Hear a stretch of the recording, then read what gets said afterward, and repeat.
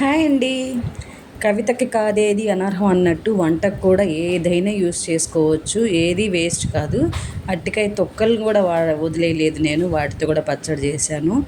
చాలా టేస్టీగా ఉంటుంది. కొత్తిమీర పచ్చడి టైప్లో ఉంటుందన్నమాట. చాలా సింపుల్ ఉండి అరటికాయ కోఫ్తా కర్రీ కూడా నేను చేశాను. అది ఫుల్ వీడియో లింక్ వచ్చేసి డిస్క్రిప్షన్లో ఇస్తాను.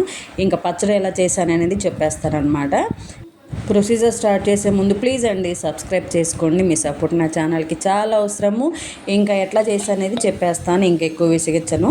ఇక అరటికాయ తొక్కలు ఉంటాయి కదా, వాటిని సగం సగం కట్ చేసేసి గిన్నెలో నీళ్లు పోసేసి ఆ నీళ్ళలో ఈ అరటికాయ తొక్కలు కూడా వేసి కొంచెం పసుపు కొంచెం ఉప్పు వేసి వాటిని చిన్న మంట మీద మగ్గబెట్టేసాను. చాలా ఫాస్ట్గా మగ్గుతాయి అన్నమాట, టైం ఎక్కువ తీసుకోవు.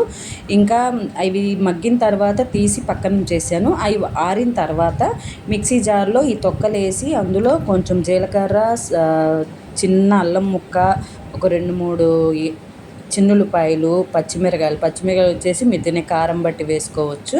పచ్చిమిరకాయలు, కొత్తిమీర తరుగు, కొంచెం సాల్ట్, ఇంకెంతేనండి. వేసి మెత్తగా పేస్ట్ చేసుకోవాలి. అవసరమైతే వాటర్ కలుపుకోవచ్చు.